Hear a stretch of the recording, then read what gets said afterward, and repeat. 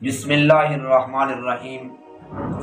احرام کے اندر کس چیز کا استعمال کرنا اور کس چیز کا استعمال نہ کرنا، یہ سب چیزیں میں نے اللہ تعالیٰ کے فضل و کرم سے، اس کی خاص مہربانی اور خاص رحمت سے بیان کر دی ہیں اپنے علم کے مطابق۔ اب جو ہے نا تلبیہ کے متعلق بیان کرنا چاہتا ہوں، اس میں ذرا غور کیجئے کہ تلبیہ کیا چیز ہے اور تلبیہ کیسے پڑھنا ہے۔ تو مسئلہ نمبر 1 یہ ہے کہ احرام کے وقت تلبیہ لبیک کا زبان سے کہنا شرط ہے، زبان سے پڑھے۔ اگر دل میں پڑھ لیا تو یاد رکھنا یہ بندہ احرام میں داخل نہ ہوگا، یہ بات یاد کر لو، انشاءاللہ کام آئے گی۔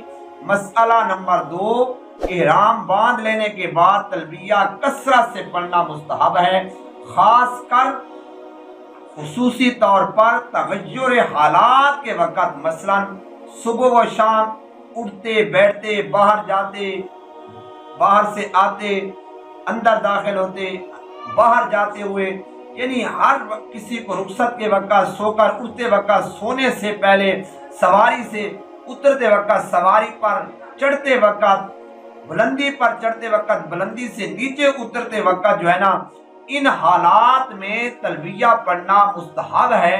یعنی مقصد بیان کرنے کا یہ ہے کہ بندہ زیادہ سے زیادہ کثرت کے ساتھ جو ہے نا تلبیہ پڑھتا رہے۔ مسئلہ نمبر 3، تلبیہ کے درمیان کلام نہ کیا جائے، یعنی کسی سے بات نہ کی جائے۔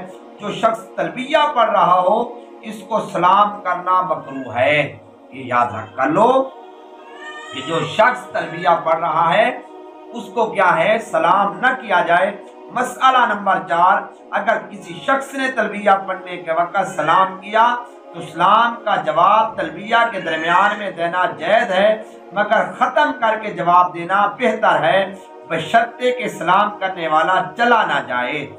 مسئلہ نمبر 5، فرض اور نفل نمازوں کے بعد بھی تلبیہ پڑھنا چاہیے، اور ایام تشریق میں اول تکبیر تشریق کہنی چاہیے، اس کے بعد تلبیہ۔